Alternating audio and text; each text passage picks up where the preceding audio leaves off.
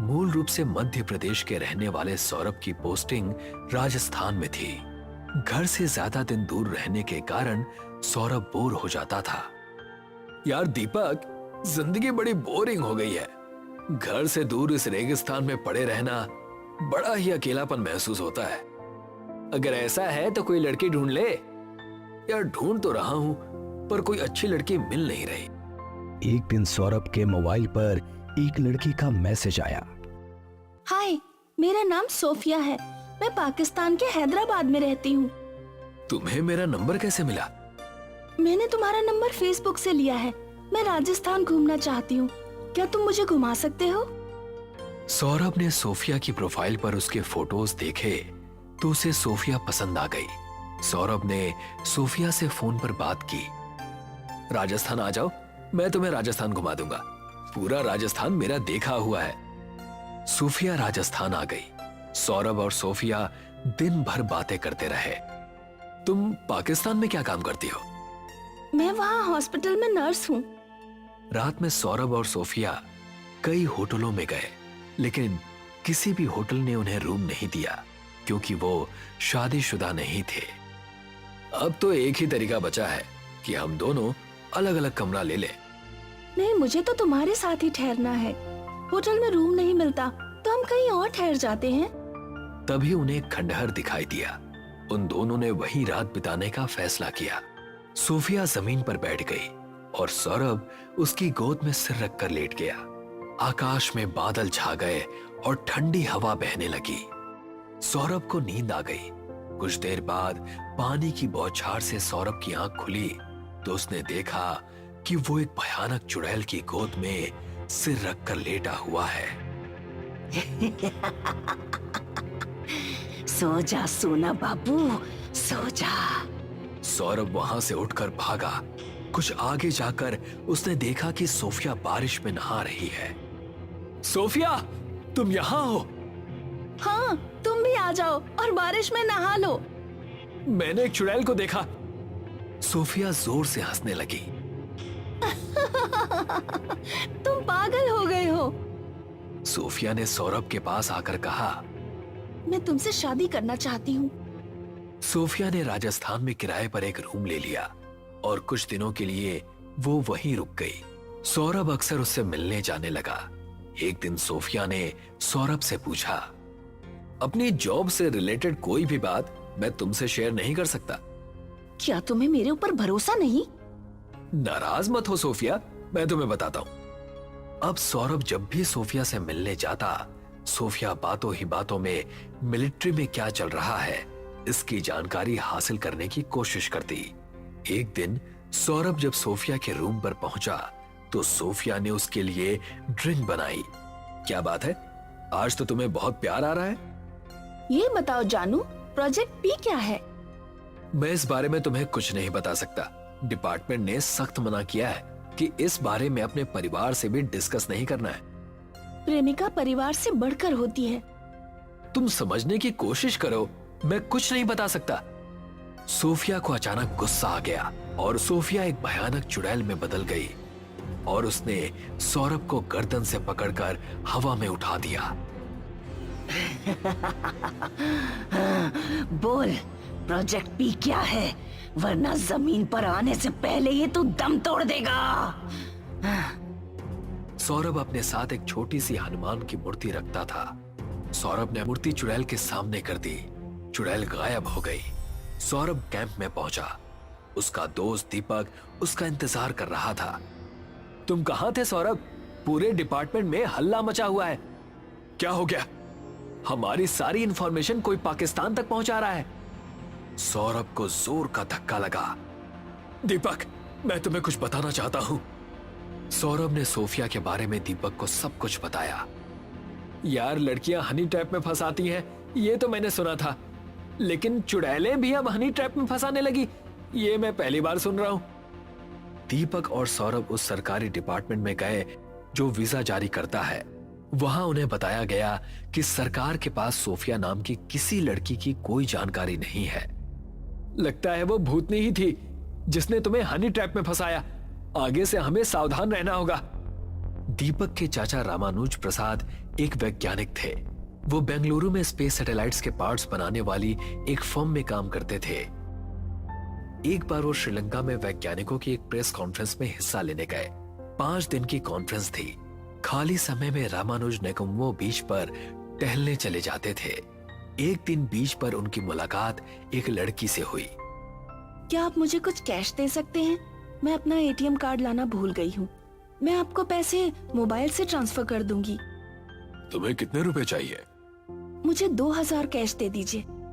रामानुज ने लड़की को कैश दिया। लड़की ने थैंक यू कहा और चली गई। रात में जब रामानुज सोने जा रहे थे तो फोन पर लड़की का मैसेज आया। अगर आज आपने मेरी हेल्प ना की होती तो मुझे बहुत लंबा पैदल चलना पड़ता। Thank you so much. कोई बात नहीं, एक दूसरे की मदद करना हमारा फर्ज है। रामानुज बातचीत खत्म करना चाह रहे थे, लेकिन लड़की मैसेज करती ही गई। क्या कल आप बीच पर आएंगे? हाँ, मैं कल भी आऊंगा। आपने मेरा नाम तो पूछा ही नहीं। तुम्हारा नाम सोफिया है। उस दिन तुमने पैसे ट्रांसफर किए थे तो मैंने नाम देखा था। आप काफी इंटेलिजेंट हैं। खैर, साइंटिस्ट हैं तो इंटेलिजेंट तो होंगे ही। क्या आप मेरे साथ मेरे होटल चलेंगे? मेरी एज तुमसे काफी ज्यादा है। मुझे नहीं लगता हमारे बीच कुछ भी हो सकता है। प्यार में उम्र बाधा नहीं होती। दुनिया में ऐसे बहुत से लोग हैं जिन्होंने उम्र का फासला बहुत ज्यादा होते हुए भी शादी की और एक साथ जिंदगी बिताने का फैसला किया। सोफिया के मनाने पर रामानुज उसके साथ उसके रूम पर चले गए। बहुत गर्मी हो रही है, चलिए नहा लेते हैं। इस होटल में बाथटब बहुत बड़ा है। सोफिया ने बाथरूम में अंधेरा कर दिया। दोनों लोग बाथटब में आमने सामने बैठ गए। कुछ प्यार मोहब्बत की बातें करने के बाद सोफिया ने कहा, इंडियन गवर्नमेंट ने अपनी परमाणु नीति में बदलाव किया है। इसके पीछे उनका क्या उद्देश्य है? मैं इस बारे में तुम्हें कुछ नहीं बता सकता। वैज्ञानिकों की अक्सर जासूसी कराई जाती है, इसीलिए मुझे काफी सावधान रहना पड़ता है। मुझे तुम्हारी सरकार की परमाणु नीतियों के बारे में सब कुछ साफ साफ जानना है। अगर तुमने नहीं बताया तो मैं अपनी नस काट लूंगी और तुम फंस जाओगे। रामानुज घबरा गए।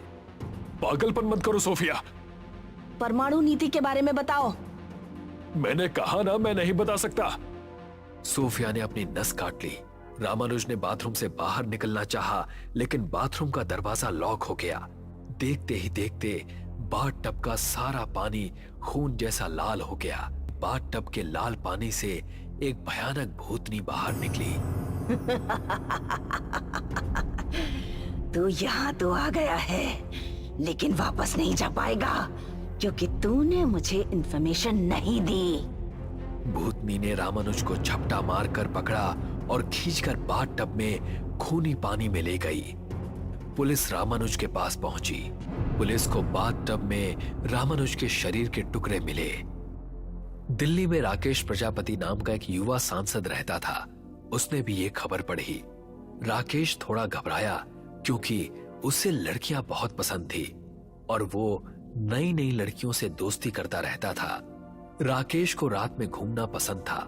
एक रात 2 बजे के आसपास वो अपनी कार से शिवा रोड से गुजर रहा था कि तभी एक लड़की ने उनसे लिफ्ट मांगी। राकेश का मनचला मन लड़की की खूबसूरती पर फिदा हो गया। आपको कहाँ जाना है? क्या आप मुझे हौज खास तक छोड़ देंगे? हाँ, क्यों नहीं, बैठो। आपका नाम क्या है? मेरा नाम सोफिया है। मैं मैक्स हॉस्पिटल में नर्स हूँ। राकेश को न्यूज़पेपर की खबर याद आई। उसके पसीने छूटने लगे। उसके बराबर में एक सुंदर लड़की बैठी थी, लेकिन फ्रंट मिरर में उसे दिख रहा था कि उसके बगल में चुड़ैल बैठी हुई है। ये मेरा नंबर है। मैं अक्सर कनॉट प्लेस जाती हूँ। अगर आप मुझसे मिलना चाहें तो फोन कीजिएगा। राकेश ने लड़की को हौज खास तक छोड़ा और सीधे पुलिस स्टेशन पहुंचकर इंस्पेक्टर रवि को सारी बात बता दी। ये मामला भूतिया ट्रैप का है, हमें किसी तांत्रिक की मदद लेनी चाहिए। इंस्पेक्टर अपनी जान पहचान के एक तांत्रिक को बुलाकर लाया। उन तीनों ने मिलकर एक योजना बनाई। अगले दिन राकेश सोफिया से मिलने आया। दोनों एक दूसरे से जान पहचान बढ़ाने लगे और दोनों की नजदीकियां बढ़ती गई। एक रात सोफिया ने राकेश से कहा, तुमने यमुना के पास वाला जंगल देखा है? नहीं, मैंने नहीं देखा। चलो आज मैं तुम्हें वहाँ घुमा कर लाती हूँ। सूफिया राकेश को जंगल में ले गई। कुछ प्यार भरी बातें करने के बाद वो बोली, तुम सांसद हो, तुम जानते हो भारत और अमेरिका के बीच पाकिस्तान को लेकर क्या खिचड़ी पक रही है? नहीं, मैं इस बारे में कुछ नहीं जानता। झूठ मत बोलो, तुम्हारी केंद्र के मंत्रियों से जान पहचान है। ऐसा हो ही नहीं सकता कि तुम्हें विदेश नीति की भनक ना हो। मैंने कहा ना, मुझे कुछ नहीं पता। सोफिया की आंखें गुस्से से लाल हो गईं। सोफिया हवा में उड़ी और एक पेड़ की डाली पर जा बैठी। उसने राकेश के मुंह पर एक काला कपड़ा फेंक दिया। राकेश ने जब कपड़ा हटाया तो उसने देखा पेड़ पर एक भूतनी बैठी है जिसके हाथ में फांसी का फंदा है। तूने इन्फॉर्मेशन नहीं दी, अब मैं तुझे फांसी पर लटकाऊंगी। भूतनी ने राकेश के सिर में फांसी का फंदा फेंका और टहनी से कूदकर राकेश को फांसी लगा दी। राकेश छटपटाने लगा। तभी इंस्पेक्टर और तांत्रिक वहां पहुंच गए।